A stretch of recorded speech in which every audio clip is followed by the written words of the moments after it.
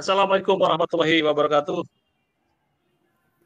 Pemirsa pada Suara TV, malam ini kami kedatangan tamu istimewa Ki Haji Imaduddin Usman sebagai penulis nasab atau pengkaji nasab, dan juga Ki Ubadillah, Direktur Asupa Institute. Nah, tema malam ini kita mencoba untuk mengkritisi tentang Jatma Aswaja, Habib Lutfi versus Jatman PBNU. Umat ikut siapa? Dan apakah fenomena hadirnya Jatma Aswaja ini di tengah polemik nasab ada jalan terjal, atau seperti apa penetrasi Jatma Habib Lutfi? Apakah masih dinanti oleh umat atau arus bawah NU, atau sebaliknya? Baik, sebagaimana kita ketahui bahwa pasca terlempar dari Jatman, Jamiah Ahli Thoriqoh Al-Mutabar Al-Nahdiyah yang disahkan PBNU, Habib Lutfi mendirikan ormas baru bernama Jatma Aswaja dengan Sekjen Helmi Faisal Jaini. Helmi Faisal Jaini, sebagaimana kita ketahui bahwa beliau adalah mantan Sekjen PBNU. Apakah ini bentuk perlawanan tanda kutip terhadap PBNU? Bagaimana pula dampak terhadap kaum Thoriqoh di arus bawah? Apakah di arus bawah ikut Jatma Aswaja atau tetap berada dalam naungan Jatma? Mari kita elaborasi. Pertama saya kasihkan waktu kepada Ki Ubed. Ki Ubed, Anda bagaimana menganalisis ini? Baik, terima kasih Mas Yusuf. Pertama-tama, setelah bersyukur, berselawat salam kepada Nabi Muhammad, Shahibul Fadilah, Akhil Karim, Akhi Fillah, Al-Muharrir wal-Muharrik, Fi Harakati Tanwir, Wat Tahrir, Kiai Haji Imaduddin Usman. Dalam kesempatan ini, sebelum saya menyampaikan respon terkait dengan fenomena yang masuk dalam tema podcast malam ini, saya mohon izin mau membaca 5 nazom dari Hidayatul Atqiya, Mas. Karya Syekh Zainuddin bin Ali bin Ahmad Syafi'i Al-Malibari. Ada teks menarik. Walikulli wahidihim tariqatun. Lan iku kedue saben-saben masyayihut tariqah, tariqatun utai dalan, min turukin saing pira-pira dalan yahtaru, kang milih sapa masyayihut tariqah hu ing tariq. Wa yakunu mongko ana sapa masyayihut tariqah minda saking iki tariq wasila iku bisa tumeka marang tujuan. Jadi setiap mursyid atau masyayihut tariqah itu memiliki jalan yang masing-masing punya pilihan sendiri-sendiri dari jalan itu, dengan target apa? Untuk sampai kepada tujuan, yaitu wusul. Wusulnya ya wusulnya li hadrati sufiyah, para sufi, sebuah rasa keintiman, hudur, menyatukan latifahnya dengan latif Allah. Itulah target usul dari hadratus sufiyah, Mas. Kajulusi bainal anami murabbiyan wa kasratil auradi kasawmi sholat. Sebagaimana duduk mereka, para arif billah, para masyayihut thariqah, di antara manusia itu targetnya adalah murabbiyan, mendidik, membebaskan, mencerahkan. Wa kasratil auradi, lan kaya uliye aki-aki pira-pira wirid, sebagaimana mereka itu memperbanyak wirid, dalam konteks ini yang diserupakan saum, sholat. Yang menarik, masyayihut thariqah itu punya karakter yang luar biasa, Mas. Kahidmatin linnasi wal khamlil hatab litasoddukin bimuhassilin mutamawwila. Wa kahidmatin linnasi, lan kaya khidmahnya mereka, sebagaimana khidmah mereka kepada manusia, wal khamlil hatab, dan memikul kayu, bimuhassilin, marang hasilnya dodol kayu, dengan tujuan supaya berhasilnya menjual kayu, mutamawila hale dirupakake arto, dengan kondisi seperti itu supaya menjadi uang. Tujuannya untuk apa uang itu? Litasodukin, krana gawe sedekah. Jadi para sufi duduk di hadapan manusia, dan mereka itu bekerja memikul kayu supaya menjadi uang, dan uang itu untuk sedekah. Bukan justru para sufi itu menunggu uang dari jamaah dengan sumber-sumber yang tidak kontak, tidak relevan dengan perilaku para sufi. Dan sebagai penutup dari teks yang saya baca, man roma ayasluka tariqal auliya falyahfadhan hadhil wasaya amila.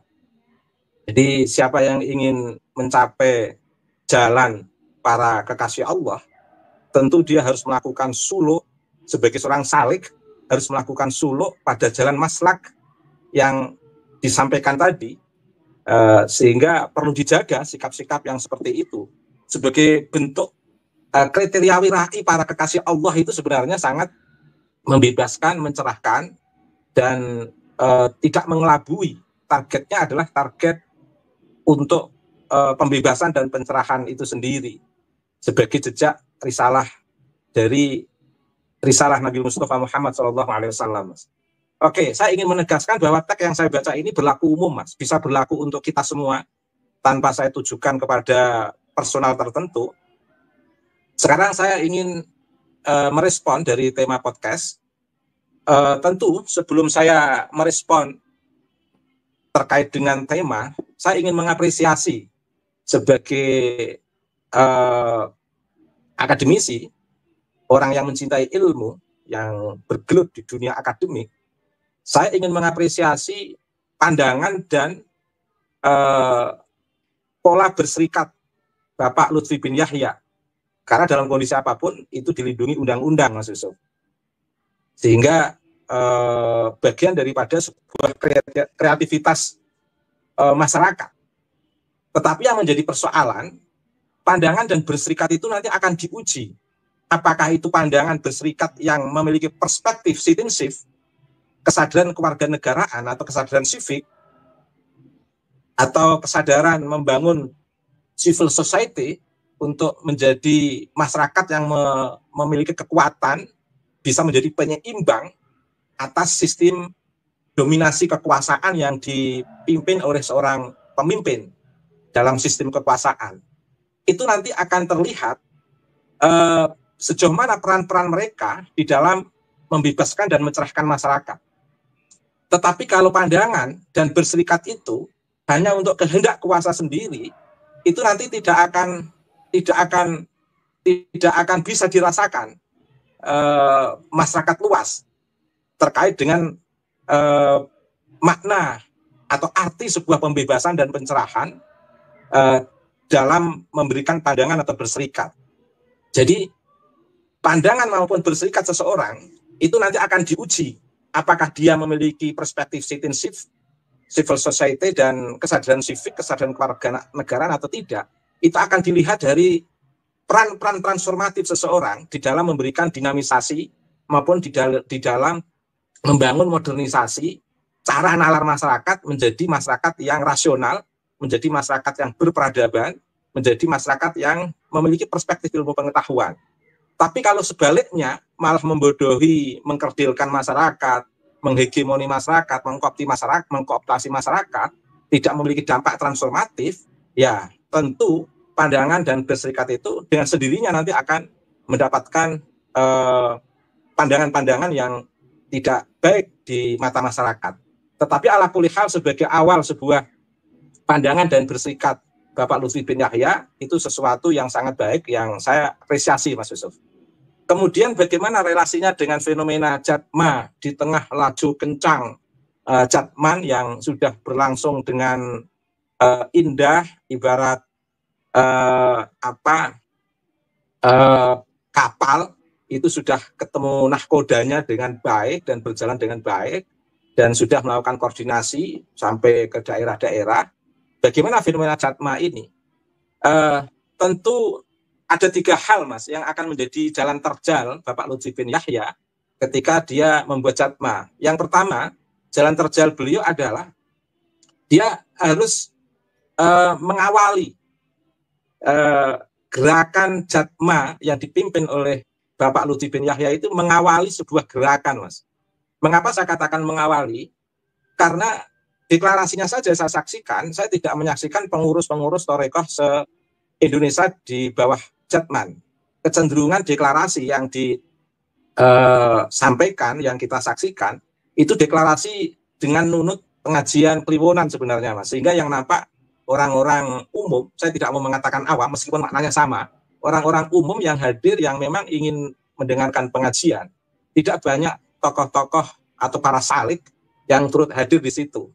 Saya tahu persis termasuk yang membaca ikhbar pun, itu sebenarnya pernah namanya Adinda Hasan Habibi yang membaca ikhbar dalam deklarasi Jatma itu pernah belajar bahasa Arab, belajar ngaji sama saya, Mas, waktu saya mahasiswa. Dan saya juga sangat senang mengapresiasi itu, meskipun ada perbedaan dalam perspektif memahami gerakan antara Jatma dan Jatman, tetapi sebagai sebuah kreativitas memberikan pandangan dan bersikap, itu saya apresiasi dengan baik. Tetapi untuk Habib Lutfi termasuk akan mengalami jalan terjal dalam konteks sosialisasi di tengah masyarakat, Mas. Itu problem tersendiri. Tentu saya berdoa semoga berjalan dengan baik apa yang dicita-citakan oleh Bapak Lutfi bin Yahya, Mas. Kemudian jalan terjal yang kedua yang akan dihadapi oleh Habib Lutfi adalah bagaimana mengembalikan image masyarakat terkait dengan langkah-langkah pembelokan sejarah NU yang sudah tersebar luas dan ada data itu terkait dengan pendirian NU, terkait dengan paling tidak itu bisa dibaca di buku Cahaya Nusantara atau apa itu, yang banyak dalam tanda kutip mengglorifikasi Bapak Lutfi bin Yahya yang secara tidak langsung atau secara langsung membuka mata masyarakat terkait dengan terkait dengan pola-pola glorifikasi yang di sana ada pembelokan sejarah NU yang justru tidak menguatkan sistem glorifikasi, tapi justru melemahkan Bapak Lutfi bin Yahya. Dan ini merupakan jalan terjal yang mesti perlu diklarifikasi dan diadaptasikan baru lagi di depan masyarakat untuk meyakinkan publik bahwa Jatma yang dipimpin oleh Bapak Lutfi bin Yahya ini marketing table atau memiliki daya pasar yang luar biasa di lingkungan warga NU atau umat Islam di Indonesia ini. Jalan terjal yang ketiga, biar tidak terlalu lama, saya juga kangen apa yang ingin disampaikan oleh Kiai Iman. Jalan terjal yang ketiga sebagai akhir, termasuk juga pembelokan makam-makam. Ini setidaknya dalam perspektif masyarakat publik, itu sudah membaca arah dari makam-makam yang dibaalwisasikan itu kemana, dan di beberapa sosial media itu sudah tersebar luas. Paling tidak ini juga memerlukan penjelasan atau klarifikasi Bapak Lutfi bin Yahya. Mengapa ini diperlukan? Karena untuk menguatkan peran Bapak Lutfi bin Yahya sebagai ketua Jatma untuk kelangsungan ke depan Jatma di tengah masyarakat. Sebenarnya hanya 3 ini. Sebenarnya banyak, tetapi saya hanya menyampaikan 3 ini karena untuk efektivitas waktu. Yang jelas ada berdirinya kemunculan Jatma ini sebagai sebuah simpulan itu tidak memperluas daya jangkau Bapak Lutfi bin Yahya, tapi justru mempersempit langkah Bapak Lutfi bin Yahya. Sebab apa? Masyarakat jadi tahu siapa sebenarnya beliau dan relasinya dalam konteks pergerakan, keberlangsungan, quality continuous improvement organisasi Nahdlatul Ulama ke depan. Terima kasih, Mas Yusuf. Terima kasih. Oke, Ben. Tadi sebelumnya ini Rafael juga menanyakan ini kapan live-nya dengan Firja Hussein. Waduh, kita bahas tentang Jatma Aswaja versus Jatman PBNU ini. Tapi ada pertanyaannya tentang Firja Hussein. Nanti kita informasikan. Baik, itu tadi beberapa katakan jalan terjal Habib Lutfi untuk di arus bawah. Memang ini menjadi sebuah tantangan besar. Apalagi ini Dr. Soleh sering bilang bahwa keberanian PBNU untuk melakukan reorganisasi atau untuk mengganti Rois Am itu karena tesis atau kajian keiman, sehingga ada bentuk keberanian untuk katakan mengganti Rois Am sehingga terjadi restrukturisasi di Jatman. Nah, Kemudian ini sebagai informasi, saya kemarin juga dapat informasi dari berita bahwa kepengurusan Jatman itu sudah terbentuk dari pusat sampai wilayah, kemudian kabupaten, kemudian sampai kecamatan, sampai ranting. Artinya ini menjadi benteng menurut saya dalam struktur NU untuk membentengi dari gerakan-gerakan yang lain, termasuk juga pengaruhnya Jatma Aswaja. Tetapi saya tidak tahu bagaimana dalamnya di arus bawah. Apakah betul bahwa di arus bawah NU itu mengikuti semua ke Jatman PBNU, atau sebaliknya ada yang berbelok ke Habib Lutfi organisasinya.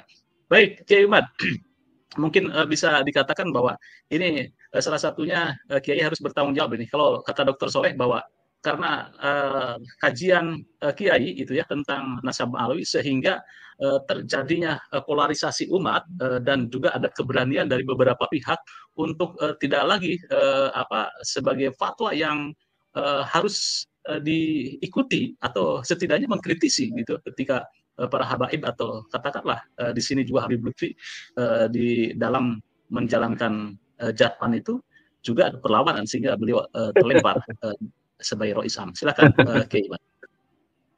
Baik. Assalamualaikum Yai Ubaidillah Tamam. Assalamualaikum. Assalamualaikum Kang Mas Yusuf. Waalaikumsalam warahmatullahi wabarakatuh. Assalamualaikum untuk seluruh para pemirsa setia pada Suka TV di seluruh dunia. Malam ini tema yang sangat menarik. Saya bersama Dr. Kiai Haji Ubaidillah Tamam Munji Al-Mutamakini diminta oleh pada Suka TV untuk membahas tentang fenomena Jatma, ya, di mana Bapak Lutfi bin Yahya beberapa hari kemarin telah mendirikan bersama Bapak Faisal Zaini sebuah organisasi baru yang mirip namanya dengan organisasi kami di Nahdlatul Ulama, yaitu Jatma. Kami dari Nahdlatul Ulama mempunyai organisasi tarekat namanya Jatman bin Nuni fi akhirihi. Kemudian Bapak Lutfi bin Yahya memangkas identitas Nun itu, yang dimana Nun itu adalah merupakan identitas kami. Kami adalah Nahdliyah, kami mencintai Nahdliyah, kami berjalan di atas manhaj Nahdliyah, dan beberapa hari yang lalu saya prihatin sekali ada beberapa saudara-saudara kami yang mantan dari pengurus Nahdlatul Ulama yang begitu tega menyakiti hati kami dengan memangkas identitas nama kami di akhir nama Jatman, kemudian merubahnya menjadi Jatma, Jam'iyah Ahli Tariqah Ahli Sunnah wal Jamaah, dan Nahdliyah identitas kami itu kemudian dipotong, disembelih. Yang lebih memprihatinkan adalah ketika seorang Bapak Faisal Zaini yang merupakan mantan dari Sekretaris Jenderal PBNU ikut serta di dalam upaya-upaya orang-orang yang luar biasa menyakiti kami dengan menghilangkan Nun di dalam Jatman itu, dan kami tidak tahu apa alasan mereka begitu tega mengkhianati daripada ulama-ulama Nahdlatul Ulama. Karena ketika sebuah organisasi yang keberadaan organisasi itu secara spesifik sudah ada di Nahdlatul Ulama, seperti Jam'iyah Ahli Tariqah Al-Mu'tabarah An-Nahdliyah, kemudian di saat yang sama ada organisasi yang sama di dalam pokok perhatian yang sama, yaitu tariqah, dan anggotanya juga adalah orang-orang yang sama, yaitu warga Nahdlatul Ulama pecinta tariqah. Sungguh ini adalah merupakan organisasi dirar. Dulu di zaman Nabi ada yang namanya Masjid Dirar. Masjid yang didirikan oleh orang-orang munafik, untuk diraran wa kufran wa tafriqan bainal mu'minin, sebagai upaya memperlemah, membuat mudarat, upaya ingkar terhadap Rasulullah, kemudian tafriqan bainal mu'minin, memecah belah di antara orang-orang mukmin. Dan ini saya kira tidak terlalu jauh kalau kita mengatakan Jatma ini adalah sebagai jam'iyah diror bagi Nahdlatul Ulama. Karena apa? Karena di dalamnya masih ada ciri-ciri Nahdlatul Ulama. Bintang 9 dia rampas di situ di dalam lambang. Kemudian tali dengan longgar, tali yang dengan ikatan longgar itu adalah ciri khas Nahdlatul Ulama. Yang tidak sama itu hanya na'lu sendal itu yang ada di tengah-tengah yang katanya sendal Rasulullah menurut kaum Balawi itu. Itu yang tidak sama, itu ciri-ciri Balawi itu. Di tengah-tengahnya itu ada sendal na'lu Rasulillah kata mereka. Cuma tidak tahu itu dari mana sejarah sendal Rasulullah semacam itu. Itu. Jadi di situ selain deklarasi Jamaah Ahli Thariqah Aswaja itu merupakan deklarasi sebuah organisasi, menurut saya adalah deklarasi final bahwa Bapak Lutfi itu keluar dari Nahdlatul Ulama. Sebelumnya kita dengar itu ada muridnya Bapak Lutfi bin Yahya yang katanya ngobrol berdua di dalam kamar menyatakan bahwa Bapak Lutfi bin Yahya keluar dari Nahdlatul Ulama. Tetapi itu kan baru riwayat hadis ahad, satu orang yang menyampaikan. Tetapi ini adalah sebuah deklarasi yang dihadiri banyak orang. Ini mutawatir, tetapi tidak sharih, tidak jelas mengatakan secara lafzi bahwa dia keluar dari Nahdlatul Ulama. Tetapi ketika mendeklarasikan sebuah organisasi yang sama dengan Banom Nahdlatul Ulama, dengan objek yang sama, yaitu Jam'iyah Ahli Thariqah, dan kemudian namanya juga mirip, Jatman dan Jatma, hanya dia menghilangkan ciri khas Nahdlatul Ulama yaitu An-Nahdiyah, maka saya kira tidak terlalu jauh dan tidak terlalu salah kalau kita mengatakan bahwa ini deklarasi final dari pembangkangan seorang Bapak Lutfi bin Yahya terhadap Nahdlatul Ulama.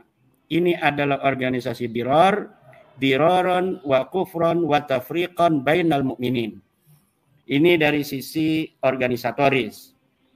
Kemudian dari sisi sejarah, yang orang bisa berpikir kenapa seorang Bapak Lutfi bin Yahya begitu tega dengan Bapak Faisal Zaini dan beberapa ada pengurus-pengurus yang dulunya menyatakan atau aktif di Nahdlatul Ulama, kemudian sekarang membuat sebuah organisasi thariqah yang masih ada ciri-ciri Nahdlatul Ulama di dalamnya, tetapi kemudian tidak mau membawa nama Nahdliyah. Saya kira ini adalah merupakan sebuah fenomena tasawuf yang terhempas dari jati diri ketasawufannya. Itu selain dari sisi organisasi, dilihat dari sisi itu latar belakang di mana ini berbasis tasawuf, saya kira ini fenomena tasawuf yang telah terlepas dari sisi ketasawufannya. Selain orang juga bisa mengatakan bahwa ini ada luka hati dari Bapak Lutfi bin Yahya ketika uzila qahran, dibekukan secara paksa oleh pengurus besar Nahdlatul Ulama, di mana seharusnya organisasi Jatman di bawah pimpinan Bapak Lutfi bin Yahya ini berakhir tahun 2023. Kemudian dengan berbagai macam upaya Bapak Lutfi bin Yahya masih ingin terus menjadi rais di Jatman. Kemudian unsur-unsur thariqah yang ada di Nahdlatul Ulama tidak menghendaki lagi, sehingga kemudian terjadi dualisme beberapa waktu. Ada Jatman versi PBNU, kemudian juga ada Jatman versi Bapak Habib Lutfi. Kemudian terkuak bahwa ternyata Jatman versi Bapak Habib Lutfi membuat sebuah akta notaris tersendiri yang sudah dibuat tahun 2019 rupanya itu beliau sudah bersiap-siap ingin memisahkan itu dari jauh-jauh hari. Jadi apabila nanti PBNU sesuai dengan anggaran dasar harus menghentikan Bapak Lutfi bin Yahya sebagai Rais Am di Jatman, maka dia memang sudah bersiap-siap tidak ingin berhenti. Yaitu dia telah mempersiapkan diri dengan akta notaris tersendiri yaitu Patman. Namanya Patman bukan Jatman. Namun rupanya Patman ini naktunya kecil sehingga dalam pertarungan di Donohudan kalah dia. Para pengurus idarah wusta di tingkat provinsi semuanya pada setia kepada PBNU sehingga kemudian Bapak Lutfi bin Yahya merasa kalah. Nah, ketika telah merasa kalah, dia tidak berhenti. Dia ingin tetap eksis. Kalau kalah dari sisi organisatoris di dalam organisasi di Nahdlatul Ulama, maka dia bisa mendirikan organisasi tasawuf tersendiri, yaitu namanya sekarang Jatma, namanya mirip. Nah, ini yang bermasalah. Kalau dia mau menggunakan atau mendirikan sebuah organisasi, dirikan saja organisasi sendiri, coba. Beliau laku apa tidak itu? Tapi jangan bawa-bawa nama yang masih mirip dengan Nahdlatul Ulama. Karena apa? Karena organisasi tarekat di Jami'iyah Nahdlatul Ulama sudah ada. Kalau sudah ada di Nahdlatul Ulama, dalam genre yang sama dia mendirikan berarti ingin saingan. Kalau saingan harusnya gentle. Namanya jangan bawa-bawa lambang bintang 9. Karena itu sudah menjadi tamayuz tipologi daripada Nahdlatul Ulama. Jangan bawa-bawa tali yang diikat longgar. Karena itu adalah tamayuz tipologi kekhasan dari Nahdlatul Ulama. Silakan bawa na'lu itu, sendal itu dijadikan lambang. Itu aja sebagai lambang Balawi. Tapi jangan membawa-bawa lambang Nahdlatul Ulama, kemudian mengajak-ngajak beberapa orang Nahdlatul Ulama untuk masuk di situ. Nah, kebetulan memang Mas Yusuf Keubed, saya kira di pengurusan PBNU hari ini pun memang ada sesuatu hal yang perlu kita kritisi, di mana pengurus PBNU hari ini tidak terlalu memberi ruang bagi kader-kader Nahdlatul Ulama yang pernah jadi pengurus besar, seperti mantan ketua umum, mantan sekjen, mantan mustasar, mantan tanfid di bawah itu tidak diberi ruang di Nahdlatul Ulama versi PBNU hari ini. Jadi orang-orang yang dulu itu sangat aktif di Nahdlatul Ulama 2015-2020, ketika dilantiknya Kiai Yahya Khalil Stakuf dan sekjen Bapak Gus Ipul, itu seakan-akan orang yang dulu begitu dikenal sebagai pengurus Nahdlatul Ulama PBNU di tengah-tengah masyarakat, tiba-tiba hilang dari peredaran begitu saja. Bahkan saya lihat dalam beberapa perhelatan nasional PBNU, ini tokoh-tokoh ini nggak pernah diundang. Misalnya di dalam acara ulang tahun 1 abad misalnya Nahdlatul Ulama, ini mantan-mantan pengurus PBNU yang dulu begitu aktif membesarkan PBNU nggak pernah diundang sama sekali. Kita nggak pernah ngelihat Yai Said Agil Siraj misalnya diundang acara PBNU dalam perhelatan besar ketika warga NU banyak yang hadir, ketika para pengurus di tingkat wilayah hadir, itu sosok seperti Kiai Said Agil Siraj nggak pernah diundang. Mantan sekjennya Faisal Zaini juga nggak pernah diundang. Jadi seakan-akan ini mematikan potensi-potensi kader-kader unggulan di Nahdlatul Ulama.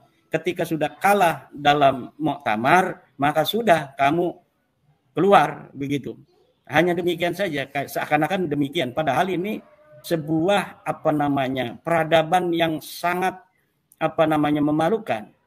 Seakan-akan organisasi keagamaan itu bukan sebagai organisasi yang menjunjung tinggi adab dan nilai-nilai terima kasih, tetapi seperti persaingan politik.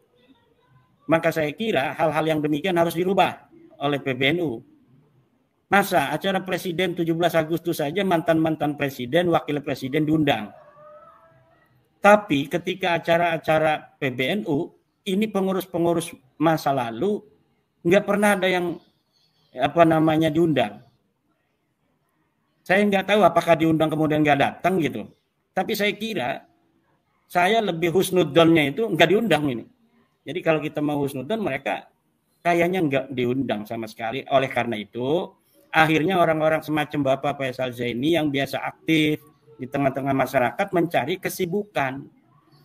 Ketemunya salah, yaitu masuk ke dalam organisasi yang di dalamnya itu sebagai pemecah belah Jam'iyah Thariqah di Nahdlatul Ulama. Saya itu tidak terlalu takut, ragu untuk mengatakan bahwa Jam'iyah Jatma ini pemecah belah kalangan Thariqat di Nahdlatul Ulama. Ini sangat jauh dari ajaran-ajaran tasawuf.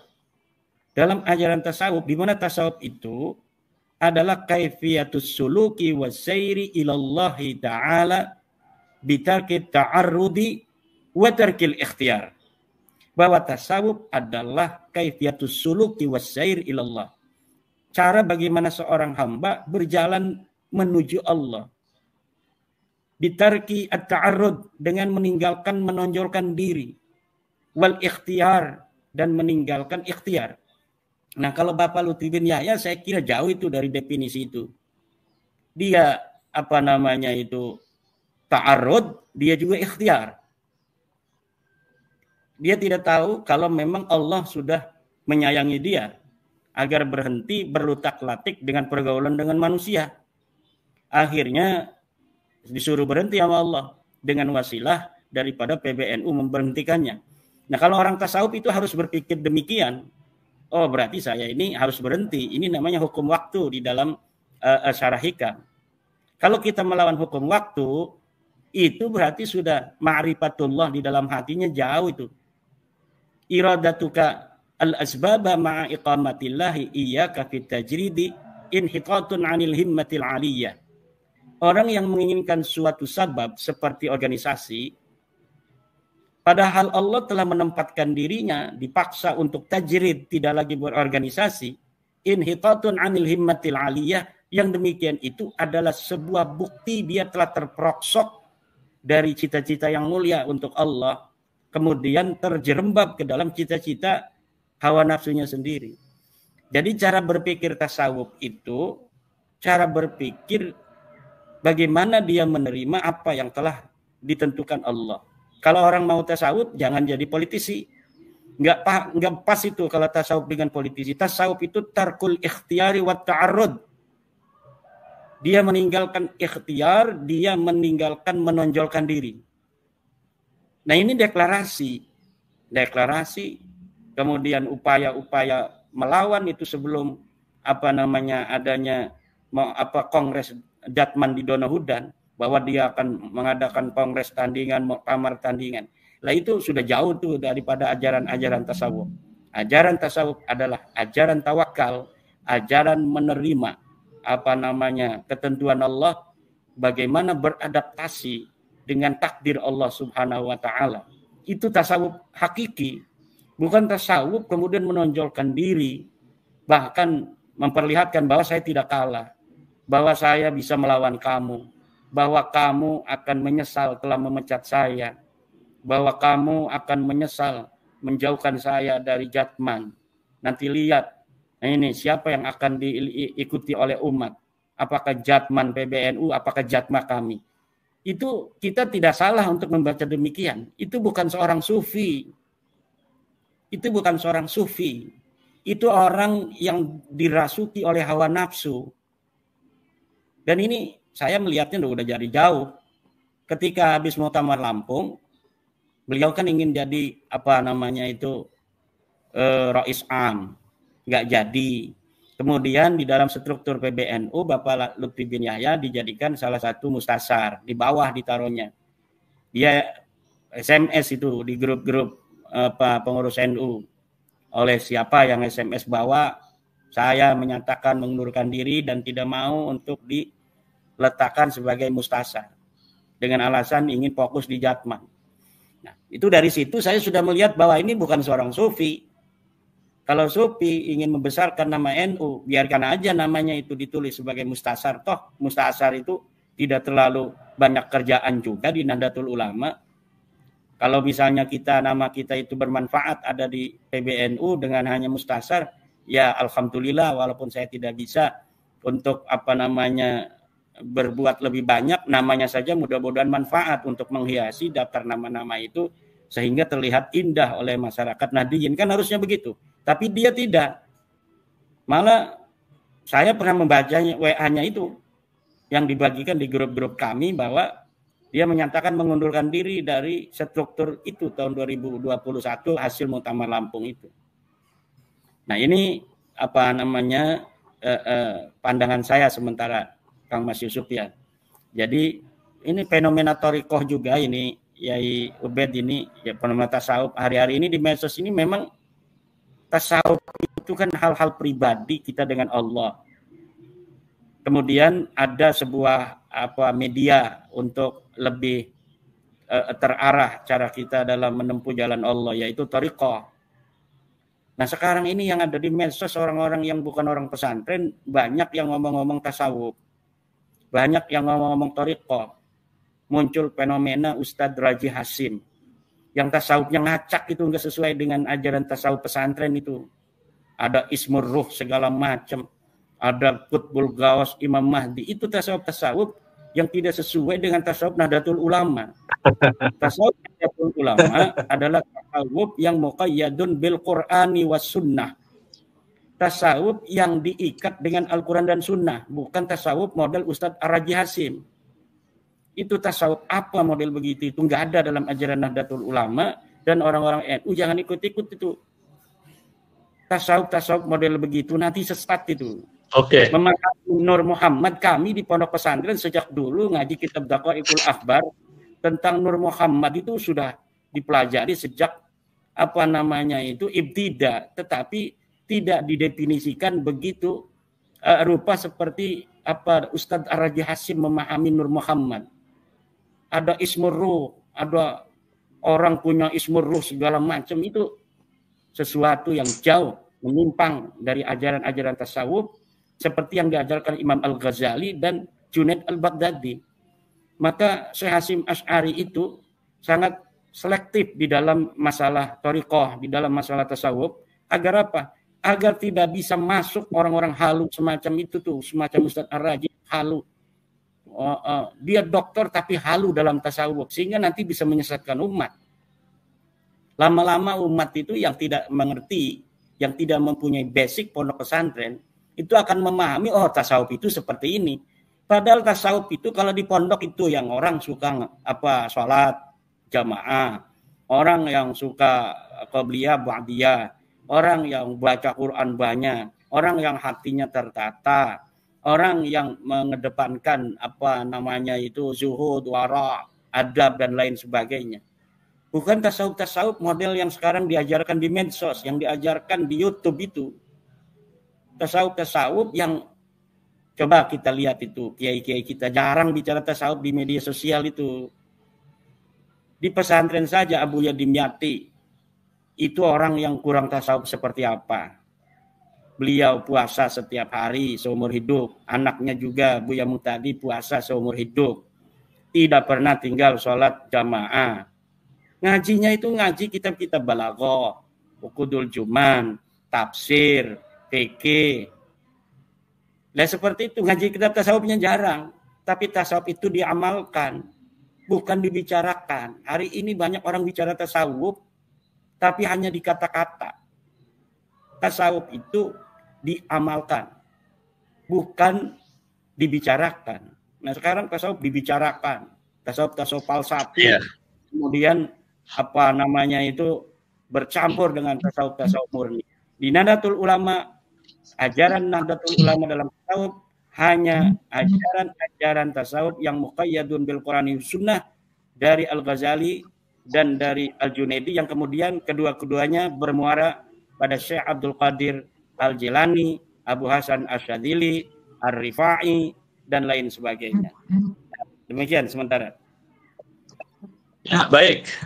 Saya menarik ini tadi mengatakan bahwa PBNU yang sekarang pengurusnya memang jarang mengikutkan kepengurusan apa sebelumnya. Ini menarik sehingga terjadi ada semacam keterasikan di umat. Mungkin ini juga yang dilakukan, yang dirasakan oleh Habib Lutfi Kiai Madudin, sehingga ketika kita berbicara secara organisatoris, secara hukum, itu organisasi Jatma Aswaja adalah sah karena memang itu berbeda. Walaupun memang agak kesamaan Jatma dan Jatman.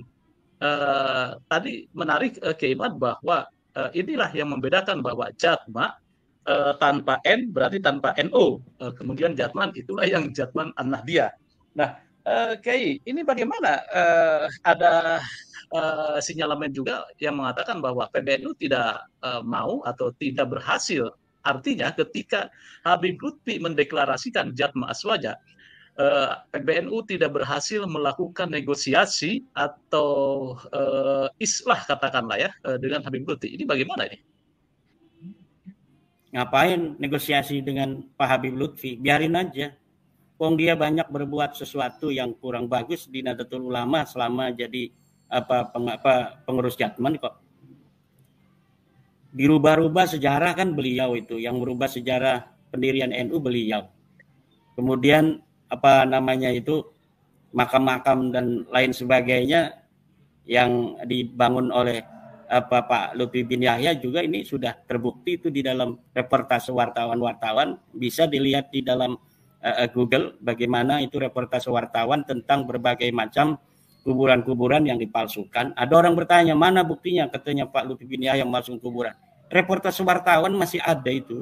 Kuburan di Kaliwungu, kuburan di Semarang, Depok, kuburan di Mates, kuburan di Comal, dan lain sebagainya.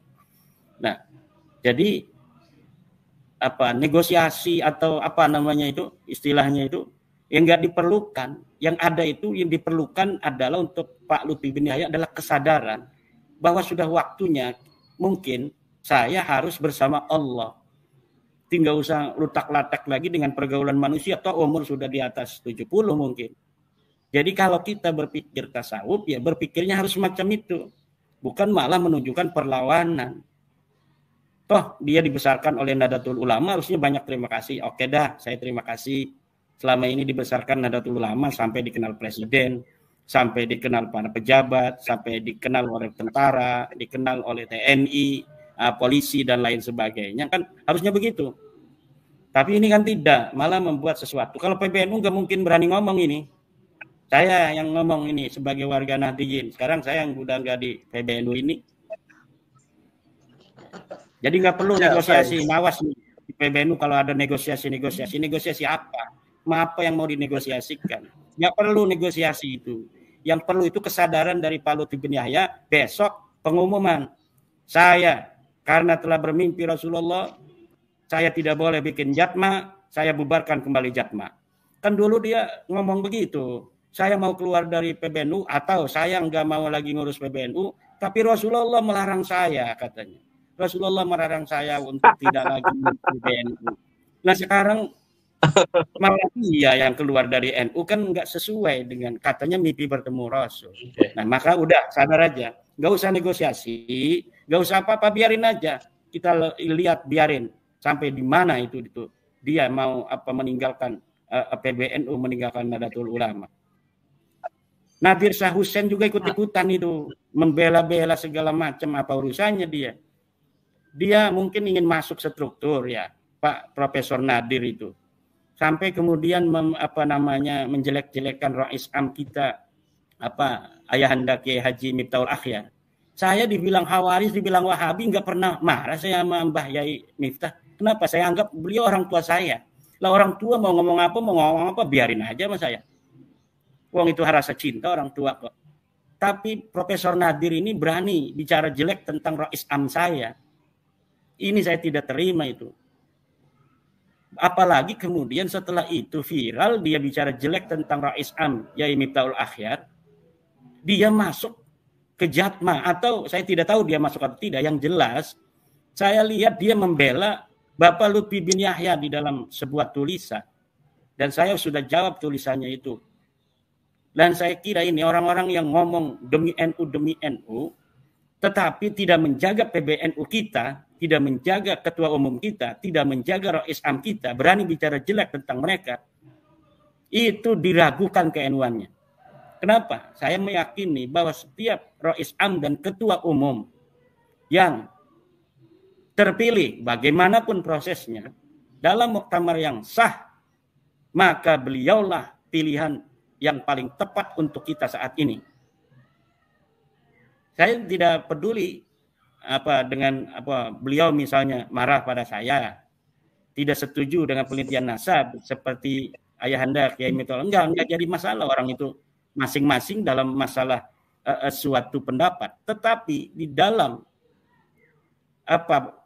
kedudukan beliau hari ini sebagai Rais Am, walaupun beliau tidak mengatasnamakan Rais Am di dalam mengkritisi saya, tetapi kemuliaan dan kehormatan Kiai Haji Miftahul Akhyar itu saya pegang teguh. Kenapa? Karena beliau ditakdirkan Allah jadi pemimpin saya. Kiai Yahya Khalil Saquf ditakdirkan Allah jadi ketua umum saya. Dan saya akan selalu menjaga itu. Itu hasil muktamar. Kalau kita nggak setuju secara organisasi, kita bisa bertarung nanti di muktamar yang berikutnya. Jangan ketua NU kita, Rais Am kita, ketika beliau menjabat, kemudian kita delegitimasi. Ini tidak baik. Sama seperti ijazah palsu itu segala macam, itu kasus yang nggak perlu itu. Apa urusan pentingnya orang bicara tentang ijazah palsu Pak Jokowi hari ini?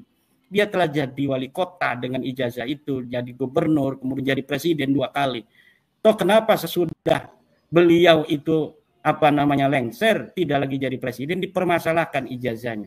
Nggak ada manfaatnya. Itu nggak ada manfaatnya karena Pak Jokowi sudah tidak punya kuasa lagi. Nah, kalau masalah nasab, kenapa masalah nasab dipermasalahkan? Toh ini sudah berjalan setahun. Beda. Masalah nasab, kalau tidak dibuka, maka akan banyak korban di tengah-tengah masyarakat warga Nahdlatul Ulama. Seperti itu. Ya, penjelasan Kiai cukup sangat komprehensif memotret bagaimana beda antara Jatma Aswaja dan Jatma. Jadi ini menandaskan juga bahwa Jatma Aswaja memang dideklarasikan sebagai ormas tersendiri yang tidak terafiliasi dengan struktur PBNU atau NU. Walaupun di dalamnya memang ada mantan sekjen PBNU yaitu Helmi Faisal Jaini sebagai sekjen Jatma. Ya baik, Kiai Ubedillah, ada masukan atau mungkin tambahan terhadap statement Kiai Imad tentang bagaimana sebetulnya Jatma Aswaja versus Jatman ini bisa ke depannya bisa duduk bareng atau sebaliknya ini akan tetap berjauhan ini kedua organisasi ini. Silakan. Saya tidak ada tambahan, Mas. Semua yang disampaikan Kiai Imad saya kira sudah jami' mani' dan saya kira sudah sangat clear and distinct ideas, istilah bahasa Inggrisnya itu, Mas. Tetapi kalau memang ada closing statement, saya ingin menyampaikan 3 nazam dari Hidayatul Atqiya karya Syekh Zainuddin bin Ali bin Ahmad Asy-Syafi'i Al-Malibari, Mas. Ini statusnya sudah closing statement atau belum ini, Mas? Atau hanya sekedar tambahan? Kalau sudah closing statement aja. Ya. Oke, baik. Ada 3 nazam penting, Mas, sebagai pengingat kita semua. Wazuhdu ahsanu mansabin ba'da tuqa wa bihi yanalu maqama arbabil ula. Wazuhdu utawi zuhud ahsanu mansabin iku luwih bagus-baguse pangkat ba'da tuqa ing dalem sawuse wedi Allah. Wa bihi lan sebab zuhud yanalu bisa merkoleh ya wong maqama arbabil ula. Ing makome pira-pira wong kang anduweni keluhuran. Jadi zuhud itu adalah sebaik-baik pangkat setelah ketakwaan, Mas. Dengan zuhud itulah orang akan mencapai maqam arbabil ula. Maqam orang yang memiliki keluhuran, maqam hadratis sufiyah. Indah sekali tag ini, Mas. Luar biasa. Untuk semuanya, bukan untuk seorang saja. Lebih-lebih yang menjadi pelaku tasawuf atau pelaku tarekat. Nazam yang kedua, inna tasawufa kullahu lahuwal adab wa minal awarifi fatlubanhu wa awwila. Inna tasawufa stuhura ilmu tasawuf kullahu sekabeh tasawuf lahuwa yakti iku utai tasawuf al adabu iku tata krama wa minal awarifi lan saking kitab Awariful Ma'arif fatlubanhu mongko numpriya sira hu ing adab wa awilalan tetanggenan sira. Artinya apa? Ilmu tasawuf itu pada prinsipnya semuanya itu bermuara kepada tata krama, etika yang menurut saya sudah sangat universal. Etika akhlak Nabi itu adalah akhlak yang sangat universal, masuk dalam kawasan studi etik universal, Mas. Karena akhlak Nabi itu menguatkan kemanusiaan, keadilan, dan kesetaraan. Kemanusiaan, keadilan, dan kesetaraan itu adalah masuk dalam kawasan etik universal yang luar biasa. Dan ini seharusnya yang menjadi cermin para sufi-sufi agung atau para darwis. Sebagai penutup nazam, Mas, amalun li ajlin nasi syirkun tarkuhu lin nasi zaka huwa riya'u subahlala. Amalun li ajlin nas, amalun utawi amal li ajlin nasi krana manusa syirkun iku aran syirik. Tarkuhu utawi ninggalake amal lin nasi krana manusa zaka iku utawi tarkuhu huwa ya tarkuhu arya'u iku riya. Jadi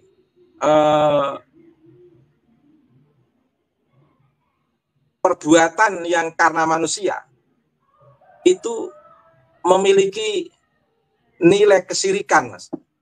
Hal yang sama meninggalkan sesuatu karena manusia itu juga riya. Paling tidak tiga nazam ini sangat tajam untuk mengingatkan orang yang memiliki ilmu.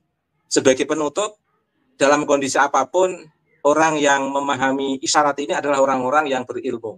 Jadi saya jadi teringat sebuah pepatah Arab, al-alim yakfi bil isyarah, al-jahil la yakfi bil isyarah illa bil hijarah. Orang alim itu cukup dengan isyarat teks nazam ini akan memahami mau kemana arah dari sebuah isyarat itu. Tetapi orang jahil itu tidak akan pernah memahami sebuah isyarat kecuali dilempar batu. Ini teks untuk umum, Mas. Saya tidak mengkhususkan untuk person tertentu, tapi untuk pengingat kita semua. Semoga bermanfaat. Demikian closing statement saya, Mas Yusuf. Terima kasih. Baik, Kemat ada closing statement, silakan. Atau sudah? Baik, kalau Syekh Ubaidillah itu dengan nadam-nadam, saya ingin closing statement dengan ucapan Sayyidina Ma'ruf Al-Karhi. Ini Ma'ruf Al-Karhi adalah salah satu sanad thariqah daripada Qadiriyah wa Naqsyabandiyah. Nama Kiai Ma'ruf Amin itu aslinya Ma'ruf Al-Karhi. Diberikan oleh orang tuanya Kiai Muhammad Amin itu, Kiai Ma'ruf Amin itu Ma'ruf Al-Karhi. Syekh Ma'ruf Al-Karhi mengatakan at-tasawwufu al-akhdu bil haqa'iq wal ya'su bima fi aidil khalaiq. At-tasawwufu utawi tasawuf al-akhdu iku ngalap bil haqa'iqi ing sakehe hakikat wal ya'su lan iku putus asa bima fi aidil khalaiqi kelawan barang kang tetep ia barang ing dalam sakehe tangane sakehe makhluk. Jadi tasawuf adalah mengambil hakikat-hakikat, bukan fata morgana, bukan sebuah keadaan-keadaan semu seperti struktur organisasi, tetapi dalam hatinya adalah mencari apa yang diinginkan Tuhan untuknya di waktu ini. Bukan dia mencari sendiri apa yang seharusnya saya dapatkan di waktu ini, tetapi seorang sufi adalah apa keinginan Tuhan untukku hari ini. Wal ya'su bima fi aidil khalaiq, dan putus asa dengan apa yang ada di tangan orang-orang manusia. Bukan malah rebutan organisasi. Ngomong tasawuf tapi rebutan organisasi. Ngomong tasawuf rebutan jadi rois am. Nah, ini sudah jauh dari nilai-nilai tasawuf. Mari kita kembali tasawuf Nahdlatul Ulama. Saya ingatkan karena ini juga banyak ini Kang Mas Yusuf. Kadang-kadang acara-acara NU ada unsur-unsur tasawuf non NU. Seperti orang muter-muter itu Jalaluddin Rumi, itu bukan tasawuf Nahdlatul Ulama. Di kuburan sekarang banyak orang NU diajarin oleh Balawi bawa-bawa terbang segala macam, kemudian berdiri berzikir sambil ke kanan, ke kiri, atau ke depan, ke belakang, di atas kuburan atau di depannya kuburan. Dia berzikir ke atas, ke bawah, ke kepalanya. Seperti orang Yahudi ketika ada di tembok ratapan itu. Dan ini yang sangat dikhawatirkan oleh Hadratus Syekh Hasyim Asy'ari dalam risalah Ahlussunnah wal Jamaah. Mari Nahdlatul Ulama dalam tasawuf kita kembali kepada konsep tasawuf yang telah digariskan oleh pendiri-pendiri Nahdlatul Ulama, yaitu tasawuf sunni, tasawuf yang muqayyadun bil Qur'ani was sunnah. Jangan tasawuf halu-halu yang banyak khurafat-khurafat, cerita-cerita palsu, atau ajaran-ajaran baru seperti ajaran tasawufnya Raji Hasim. Ini warga ini harus tahu ini mana Nahdlatul Ulama punya tasawuf, mana yang bukan punya Nahdlatul Ulama. Demikian, terima kasih, mohon maaf semuanya. Yai Ubaidillah Tamamunjial Mutamakini, Kang Yusuf Mas. Assalamualaikum warahmatullahi wabarakatuh. Waalaikumsalam warahmatullahi wabarakatuh. Jadi kita telah membahas tentang Jatma versus Jatman, serta dinamika yang melingkupinya. Apapun perbedaan yang ada, satu hal yang pasti, tasawuf mengajarkan kita untuk kembali kepada hati, menuju ketulusan dan menjadikan cinta sebagai jalan mendekat kepada Allah. Sebagai penutup, saya mengquote Jalaluddin Rumi, walaupun tadi dikatakan Ki Imad itu ya berbeda ya tasawufnya, tetapi ada quote yang menariknya. Apa yang datang dari hati akan sampai ke hati. Semoga hati kita tetap terbuka, jiwa kita tetap haus akan kebenaran, dan langkah kita senantiasa berada di jalan cinta dan kebijaksanaan. Sampai jumpa di episode selanjutnya. Wassalamualaikum warahmatullahi wabarakatuh. Assalamualaikum warahmatullahi wabarakatuh. Podcast saya dengan Firja Hussein, nantikan biar lebih penasaran lagi. Terima kasih Ki Imad, atur nuhun, Ki Ubed, dan juga para netizen semua. Maaf tidak saya baca satu persatu karena banyaknya komentar. Jangan lupa like, share, subscribe pada Suara TV. Wassalamualaikum warahmatullahi wabarakatuh.